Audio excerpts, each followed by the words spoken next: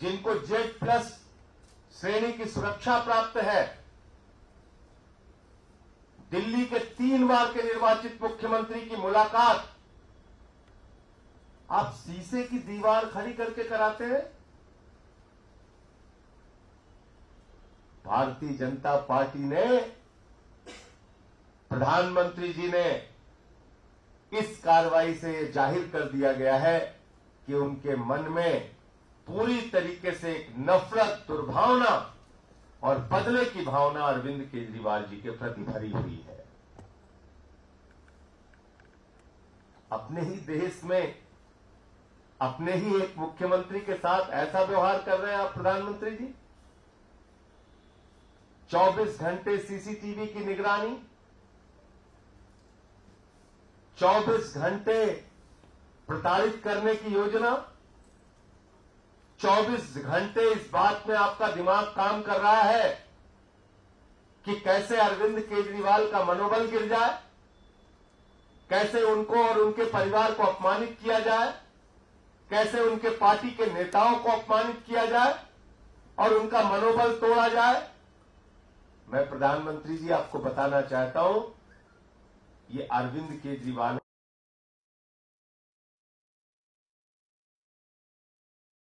है। IRS की नौकरी को लात मार के देश सेवा का संकल्प लिया इन्होंने। सैद्धांतिक मुद्दा आया तो 49 दिन की सरकार से भी इस्तीफा दिया। ये अरविंद केजरीवाल है, इनको तोड़ने की कोई भी कोशिश करोगे तो और मजबूत होकर केजरीवाल जी आपसे लड़ाई लड़ने का काम करेंगे। कल भगवंत मान जी ने बताया कि किस तरह से मुलाकात कराएगी। भावुक हो गए वो। हम सबके लिए ये भावुकता की बात है, ये कष्ट देने की बात है, लेकिन भारत के प्रधानमंत्री और भाजपा के लिए ये शर्म की बात है। आप अपने आप में भी अगर कभी 1 मिनट सोचते होंगे तो अपनी इंसानियत को मारने का काम आप कर रहे हैं। अपनी इंसानियत को मारने का काम भारतीय जनता पार्टी और देश के प्रधानमंत्री कर रहे हैं। इससे आप कोई अच्छा संदेश देश में नहीं दे रहे हैं प्रधानमंत्री जी। इससे कोई अच्छी धारणा इस देश के लोग आपके बारे में बनाएंगे, ये कभी मत सोचिएगा। तो इसलिए जो कुछ जेल में केजरीवाल जी के साथ हो रहा है, आम आदमी पार्टी उसकी भर्त्सना करती है और ये कृत्य हिटलर शाही का कृत्य है, तानाशाही का कृत्य है और केजरीवाल जी को तोड़ने की मंशा है। लेकिन केजरीवाल टूटेगा नहीं, केजरीवाल झुकेगा नहीं, केजरीवाल लड़ा है, केजरीवाल लड़ेगा और दिल्ली की जनता के लिए काम करते रहे हैं, काम करते रहेंगे। अब दूसरा विषय, कल भारत के प्रधानमंत्री आदरणीय नरेंद्र मोदी जी ने एक इंटरव्यू दिया, काफी विस्तार से इंटरव्यू दिया। लेकिन उस इंटरव्यू में जो सबसे ज्यादा हैरान करने वाली बात थी, जो सबसे ज्यादा चौंकाने वाली बात थी कि भारत की आजादी के बाद देश का एक प्रधानमंत्री आजादी के बाद के हुए सबसे बड़े महाघोटाले को खुलेआम डिफेंड कर रहा है। भारत के प्रधानमंत्री इलेक्टोरल बॉन्ड के द्वारा भारतीय जनता पार्टी के द्वारा ली गई रिश्वत को, इलेक्टोरल बॉन्ड के महाघोटाले को, जिसमें सर से लेकर पांव तक भारतीय जनता पार्टी डूबी हुई है, उस घोटाले और उस भ्रष्टाचार को देश के प्रधानमंत्री डिफेंड कर रहे हैं। देश के प्रधानमंत्री उसके पक्ष में खड़े हो गए। इलेक्टोरल बॉन्ड पे किसने निर्णय दिया? इलेक्टोरल बॉन्ड को किसने अनकॉन्स्टिट्यूशनल कहा? इलेक्टोरल बॉन्ड को किसने अवैध कहा? किसी पॉलिटिकल पार्टी में ने नहीं कहा प्रधानमंत्री जी। भारत के सर्वोच्च न्यायालय के 5 जजों की खंडपीठ ने कहा, सर्वोच्च न्यायालय के 5 जजों की खंडपीठ ने कहा कि इलेक्टोरल बॉन्ड असंवैधानिक है और अवैध है। आपने सुप्रीम कोर्ट का भी अपमान किया। भारत के प्रधानमंत्री को देश के सुप्रीम कोर्ट से माफी मांगनी चाहिए। भारत के प्रधानमंत्री को सुप्रीम कोर्ट के फैसले की आलोचना करने के लिए और इलेक्टोरल बॉन्ड के भारतीय जनता पार्टी के लिए इस देश की जनता से माफी मांगनी चाहिए। खुलेआम आपकी पार्टी ने रिश्वत लिया। 3 बार आपने प्रयास किया कि ये घोटाला खुलने ना पाए। वो तो धन्यवाद है सर्वोच्च न्यायालय का कि उन्होंने कहा नहीं, देश के सामने जाहिर करो किस कंपनी ने तुम्हें कितना पैसा, कितना रिश्वत, कितना घोटाले का रकम आपको दिया है।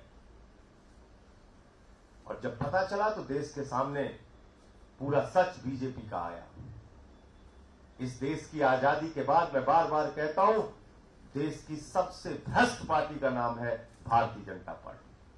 देश की सबसे भ्रष्ट सरकार का नाम है बीजेपी सरकार। और ये तो प्रमाणित हो गया। खुद प्रधानमंत्री डिफेंड कर रहे हैं, इलेक्टोरल बॉन्ड को डिफेंड कर रहे हैं, सुप्रीम कोर्ट के ऑर्डर के खिलाफ बोल रहे हैं प्रधानमंत्री। ये हैरान करने वाली बात है। और कैमरे पे प्रधानमंत्री झूठ बोल रहे हैं। हालांकि झूठ बोलने में बीजेपी को महारत है, इसमें मुझे कोई आश्चर्य नहीं है।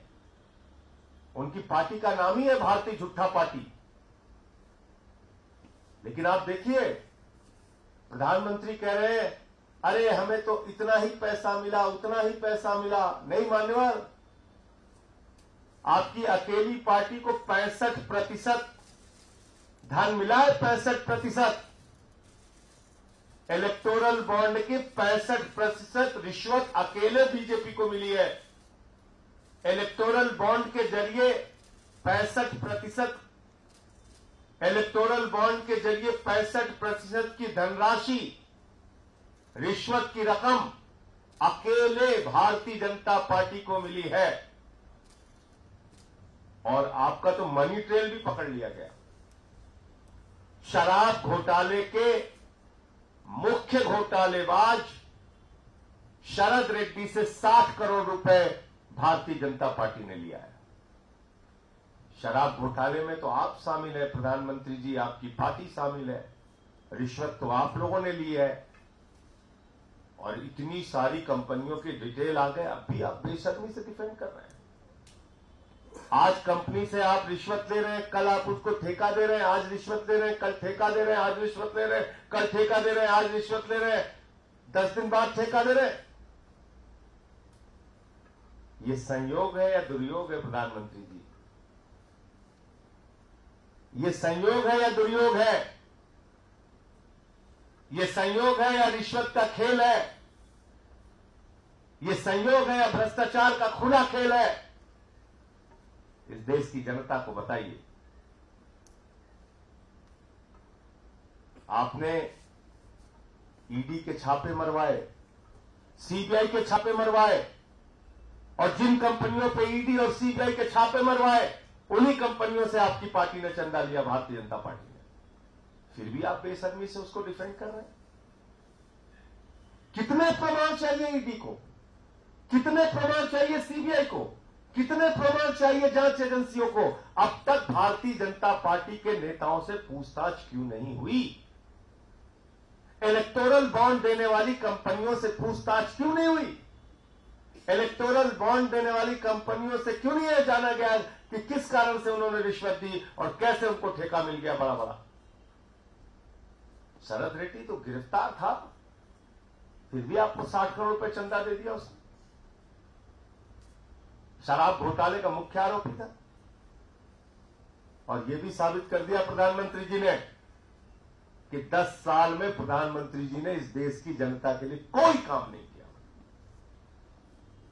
बेरोजगारी पे कुछ नहीं बोले प्रधानमंत्री जी। जिस बेरोजगारी से देश का युवा कराह रहा है, उस बेरोजगारी पे प्रधानमंत्री जी नहीं बोलते। महंगाई पर कुछ नहीं बोले प्रधानमंत्री जी।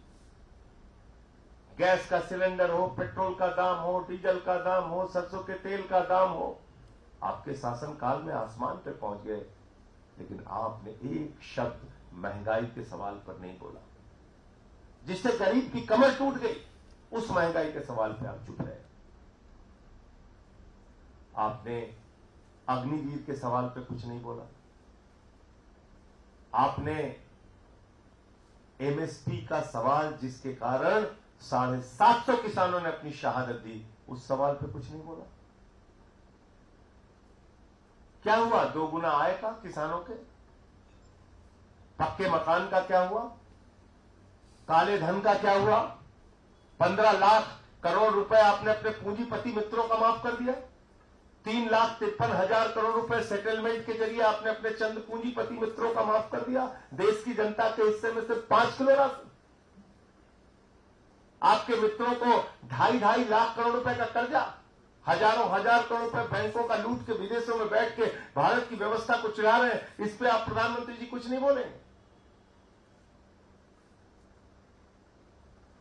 तो इसलिए कल की जो उनकी बातचीत थी, जो उनका इंटरव्यू था, उसने भारत की जनता को, 140 करोड़ लोगों को निराश किया है और प्रधानमंत्री जी के और उनकी पार्टी के चेहरे को पूरे देश के सामने बेनकाब किया है। किसी भी ऐसे सवाल पे जिस पे उन्होंने देश की जनता से वादा किया था, एक भी जवाब उन्होंने नहीं दिया, एक भी बात उन्होंने नहीं की। तो इलेक्शन कमीशन की नियुक्ति पे बोले प्रधानमंत्री जी। इलेक्शन कमीशन की नियुक्ति पर सुप्रीम कोर्ट का फैसला था और कह रहे हैं पहले के इलेक्शन कमीशन वैसे थे। पहले के इलेक्शन, टीएन शेषन जी की आत्मा अगर आपकी बात को सुन रही होगी तो वो हंस रही होगी आप पे। प्रधानमंत्री जी, टीएन शेषन जी इस देश के मुख्य चुनाव आयुक्त थे और उस समय चाहे कांग्रेस पार्टी हो, चाहे भारतीय जनता पार्टी हो, चाहे उस समय की जितनी पार्टियां हैं, भले ही उनकी शक्ति के कारण नाराजगी उनमें रही हो, लेकिन किसी ने भी उनकी निष्ठा, उनकी ईमानदारी, उनके काम पे सवाल नहीं उठाया। देश की जनता ने कहा नहीं, ऐसा मुख्य चुनाव आयुक्त होना चाहिए। आप अपना जेबी चुनाव आयुक्त बनाना चाहते हैं। आप चुनाव आयोग में ऐसे लोगों को बिठाना चाहते हैं जो आपकी मर्जी से काम करें। उनकी नियुक्ति आप क्यों चाहते हैं? और क्या भारत के मुख्य न्यायाधीश पर भी आपको विश्वास नहीं? अगर कमेटी में कोई एक पॉलिटिकल पार्टी का व्यक्ति और बढ़ गया होता, मैं मान सकता हूं आपकी आपत्ति, ठीक है, होनी चाहिए कि लीडर ऑफ अपोजिशन के साथ कोई दूसरी पार्टी का व्यक्ति बढ़ जाता, कोई राजनीतिक व्यक्ति बढ़ जाता, उस पर आपकी आपत्ति तो जायज थी, समझ में आता है। भारत के मुख्य न्यायाधीश पे आपको भरोसा नहीं? कमेटी से आपने उनको भी बाहर कर दिया, अपना बहुमत बना लिया कमेटी में, अपने हिसाब से चुनाव आयुक्त आप नियुक्त करना चाहते हैं। ईडी सीबीआई के दुरुपयोग को आप डिफेंड कर रहे हैं, कह रहे हैं इतने परसेंट उतने परसेंट। किसको सिखा रहे हैं भाई? किसको सिखा रहे हैं? शराब घोटाले में 35 आरोपी हैं। कितनों की गिरफ्तारी हुई है बता दीजिए, कितने लोग जेल में? राजनीतिक व्यक्ति 3-4 आप अंदर करते हैं, बाकी जो गैर राजनीतिक होते हैं उनको अप्रूवर बना के बाईपास करके छोड़ देते हैं। फिर कहते हैं देखिए हमने तो सिर्फ 3% नेताओं पर कार्रवाई की है। अच्छा, कुल कितनी कार्रवाई की है? कुल कितना कन्विक्शन रेट है ईडी का? 0.5%। इस देश की जनता को पता होना चाहिए 0.5% ईडी का कन्विक्शन रेट है। 8,000 छापेमारी की है उन्होंने 10 साल में। तो आप मुझे बताइए, आप ईडी सीबीआई की कार्रवाई को डिफेंड कर रहे हैं? आपकी तानाशाही को, आपके पार्टी के भ्रष्टाचार को इस देश की जनता अब जान चुकी है और ये भी जान चुकी है कि अब आप महंगाई पे नहीं बोलेंगे, अब आप किसानी पे भी नहीं बोलेंगे, अब आप बेरोजगारी के सवाल पे भी नहीं बोलेंगे। क्या ललकार के आप 14 के पहले कहते थे घर से निकलना तो सिलेंडर देख के जाना, इस बार तो आपने नहीं बोला प्रधानमंत्री जी। इस बार बोलिए किसी चुनावी रैली में, हम लोग प्रतीक्षा करेंगे कि घर से निकलना तो मोटरसाइकिल देख के जाना, घर से निकलना तो सिलेंडर देख के जाना। बोलिए इस बार, एक चुनाव में बोलिए कि घर से निकलना तो अपने गेहूं को, अपने धान को देख के जाना। बोलिए, तो आपको सिखाएगा किसान इस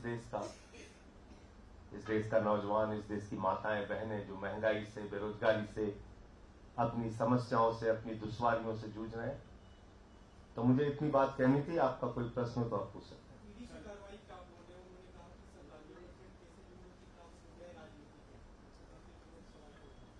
तो मैं तो एक छोटा सा उदाहरण दिया ना। आप दिल्ली के एक्साइज पॉलिसी का मामला देख लीजिए। इसमें आपको मेन टारगेट क्या है, मेन मकसद क्या है? आम आदमी पार्टी को बर्बाद करना। और इसमें गैर राजनीतिक व्यक्तियों की गिरफ्तारियां तो ज्यादा है, 35 आरोपी हैं इसमें।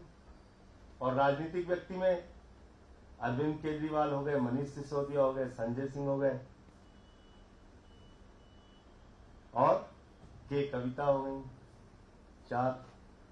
तो 31 तो गैर राजनीतिक हो गए ना। तो ये आंकड़ों का खेल किसके साथ खेल रहे हैं आप? किसको मूर्ख बना रहे हैं? एक केस आप बनाते हैं हेमंत सोरेन को टारगेट करने के लिए, उसमें आपने 50 लोगों पे कार्रवाई कर दी। फिर कहेंगे देखिए साहब, 49 तो गैर राजनीतिक है, 1 राजनीतिक है। गलत तो नहीं कह रहा हूं। अगर कोई आपको इस पे मेरी बात में गलत लग रहा हो तो पूछिए मुझसे। टारगेट होता है पॉलिटिकल व्यक्ति, जो राजनीतिक व्यक्ति है, जिसकी पार्टी को तोड़ना है। उसकी आड़ में आप 100 गैर राजनीतिक लोगों को गिरफ्तार कर लेते हैं। फिर कहते हैं देखिए साहब, हमने तो एक ही आदमी पे कार्रवाई की है, बाकी 99 तो गैर राजनीतिक है। ये आंकड़ों की बाजीगरी है, खेल है। वो तो कह रहे हैं कि हमको सिर्फ पता नहीं कितना 37%, 35% कंपनियों ने 37% कंपनियों ने चंदा दिया है। कंपनियां आपसे कौन पूछ रहा है? कंपनियां कौन पूछ रहा है आपसे? आपसे तो यह पूछ रहा है कि जिस कंपनी को आपने ठेका दिया, उसके पहले उससे आपने रिश्वत कैसे ली? जिस कंपनी पे आपने ईडी सीबीआई के छापेमारी करवाई, आपकी एजेंसियों को पता था कि इन्होंने घोटाला किया है, उससे आपने चंदा कैसे लिया? और चंदा आपने 65% लिया है और गिना रहे हैं आप कंपनियां। मतलब एक आदमी को एक कंपनी से 1000 रुपए मिला और एक आदमी को 10 कंपनियों से मिला के 100 रुपए मिला, 10-10 रुपए सबने दे दिया।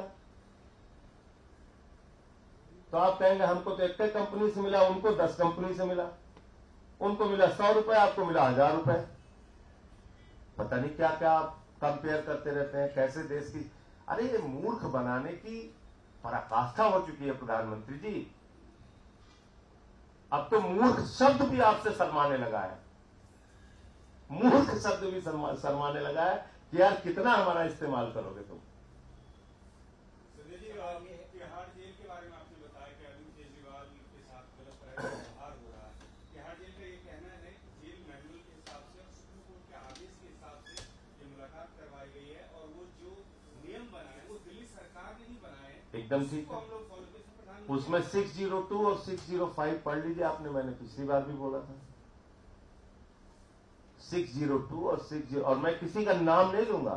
एक नाम आप पूछे कि किस मुख्यमंत्री, एक नाम तो पूछे कि जब से तिहाड़ जेल बनी है तब से इस तरह से आतंकवादियों की तरह ऐसे बीच में शीशे की दीवार बना के आपने किस मुख्यमंत्री की मुलाकात की? इतना सवाल तो आपका बनता है मेरे ख्याल से तिहाड़ प्रशासन से।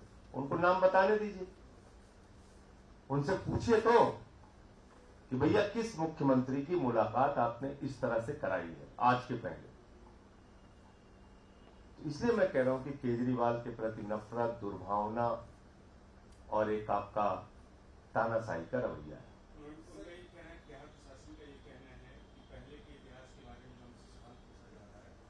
उसके बाद सुप्रीम कोर्ट का कुछ ऑर्डर है, उसके बाद हमें ये स्ट्रिक्टली बोला गया है जो जेल मैनुअल है उसको फॉलो करना है और ये सब सुप्रीम कोर्ट के आदेश पे करना है। चलिए जेल की बातें खोल दूं आपको, खोलो। उसी जेल नंबर 2 में देश का एक कुख्यात अपराधी है जिससे उनका परिवार और वकील बैरक में मिलने जाते हैं। ज्यादा मत खुलवाइए, मैं रह के आया हूं 6 महीने। और किसकी किसकी मुलाकात ऑफिस में होती है उसकी लिस्ट बोल दूंगा तो फिर, और इसलिए मैं जेल प्रशासन को तो जान रहा हूं कि वो एक मोहरा है, मैं उनका नाम क्यों लूं, लेकिन मुलाकात होती है। और ये मैं कह रहा हूं 6 महीने रह के आया हूं, इस आधार पे कह रहा हूं कि ऑफिस में मुलाकात होती है, जेल में मुलाकात होती है, बहुत सारे लोगों की मुलाकात होती है, और एक कुख्यात अपराधी की मुलाकात उसके बैरक में होती है, उसके वकील से, उसकी पत्नी से। छोड़ दीजिए, आप पता कीजिए कुछ काम, कुछ काम आप कीजिए, कुछ काम आप कीजिए। लेकिन इसके बाद प्रधानमंत्री जी से मौका लगे तो पूछ लीजिएगा कि भाई वो कुख्यात अपराधी से भी खतरनाक केजरीवाल है क्या? ये तो बता दीजिए वो अपराधी इंडिया से पकड़ा गया कि इंडिया से? अब इतना जानकार आप हैं, आप इतने सीनियर पत्रकार हैं, आपको सब पता है, एक सवाल ये है कि जेल आपको सब पता है, और आप आज चाहेंगे तो आपको आज पता चल जाएगा। और लेकिन चलाइएगा खबर जरूर, मैं कह रहा हूं पूरी जिम्मेदारी से इस बार। सर जेल का जवाब कोर्ट से सेंट्रल चुनाव की शुरुआत आज से होने जा रही है, लेकिन सवाल ये उठ रहा है कि आप अपनी ही सीटों पर कर रहे हैं, कांग्रेस की जो 3 सीट है, क्या वहां पर जेल का जवाब कोर्ट से नहीं दिया जाएगा?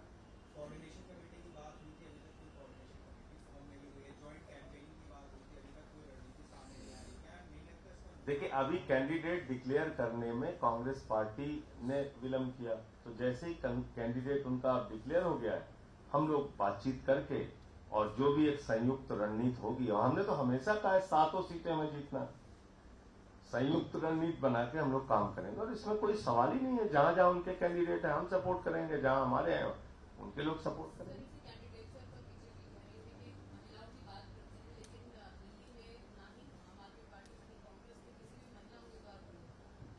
देखिए, जहां तक बीजेपी का सवाल है, उसको तो महिलाओं के बारे में कुछ बोलने का अधिकार ही नहीं है। फिर मुझे हाथरस का कांड याद दिलाना पड़ेगा, फिर मुझे मणिपुर में क्या हुआ हमारी माताओं बहनों के साथ, उसको याद दिलाना पड़ेगा। फिर मुझे पहलवान बेटियों के साथ जो इस राष्ट्र का गौरव है, उन बेटियों को कैसे घसीट घसीट के मारा गया इसी दिल्ली की सड़कों पे, वो मुझे याद दिलाना पड़ेगा। तो इसलिए कम से कम भारतीय जनता पार्टी को महिलाओं के सम्मान और सुरक्षा के बारे में बोलने का अधिकार नहीं है। और 33% आरक्षण देने के नाम पे भी उन्होंने कितना बड़ा धोखा इस देश की महिलाओं के साथ किया, वो भी इस देश के सामने है। एबीपी न्यूज सी वोटर सर्वे में जो ओपिनियन पोल है उसमें ये जो आंकड़ा आया है कि एक बार फिर से बीजेपी दिल्ली की 7 सीटों पर क्लीन स्वीप करने जा रही है। देखिए, सर्वे के परिणाम कई बार बदलते हैं। मुझे याद है कि पहला चुनाव जब हम लोग 13 में जीत रहे थे, तो हमें उस समय 5 सीट 3 सीट ऐसे लोग दिखा रहे थे, कोई कोई तो 0 भी दिखा रहा था। पहली बार 28 आई, दूसरी बार बीजेपी को 42 दिखा रहे थे, हमको फिर हारता हुआ दिखा रहे थे, तो हमारी 67 आई। तो इसलिए जहां तक सर्वे के परिणाम का सवाल है, वो कई बार परिवर्तित होते हैं। और मुझे उम्मीद है कि देश की जनता महंगाई, किसानी, बेरोजगारी, इन सवालों पर अगर वोट देगी तो बीजेपी के खिलाफ वोट देगी और बीजेपी बुरी तरीके से हारेगी। और दिल्ली में तो परिस्थितियां बदल चुकी हैं। दिल्ली में तो लोग ये देख रहे हैं कि उनके बेटे, उनके भाई के साथ क्या कर रही है बीजेपी। तो ये एक सवाल है। एक सवाल है, राजपूत समाज बीजेपी के खिलाफ कई देश और यूपी में भी प्रदर्शन कर रहा है, जातिवाद का आरोप कर रहा है। देखिए, वो जो आरोप है वो प्रमाण के तौर पे पूरे देश के सामने है। भारत सरकार के केंद्रीय मंत्री रूपाला जी क्षत्रिय समाज के बहु बेटियों पे सवाल उठा रहे हैं। ये भारतीय जनता पार्टी की मानसिकता है। आप क्षत्रिय समाज के बहु बेटियों के ऊपर सवाल उठा रहे हैं, उनके त्याग और बलिदान आपको याद नहीं? किस तरह से उन्होंने संघर्ष किया, लड़ाई लड़ी मुगलों से, अंग्रेजों से, ये याद नहीं आपको? इतनी घटिया मानसिकता आपकी। अरे हम लोगों से लड़िए ना, हमारे परिवारों पर तो सवाल उठा रहे हैं। तो इसलिए बीजेपी को बहुत साफ शब्दों में कहना चाहता हूं, लड़ाई लड़ना है हमसे लड़ो, हमारे समाज की बहू बेटियों पे सवाल उठाओगे कतई बर्दाश्त नहीं किया जाएगा, सूद समेत उसका जवाब दिया जाएगा। आपने मजाक बना रखा है, इतना अपमान। आज पूरे देश का क्षत्रिय समाज आक्रोशित है, आंदोलित है, लाखों लाखों की सभाएं हो रही हैं और चुनाव में सूद समेत जवाब देने के लिए क्षत्रिय समाज तैयार है। आप हम लोगों से लड़िए भाई, बहू बेटियों तक पहुंच गए आप लोग, इतना आपका दिमाग खराब हो गया है, तो ये गलत बात है।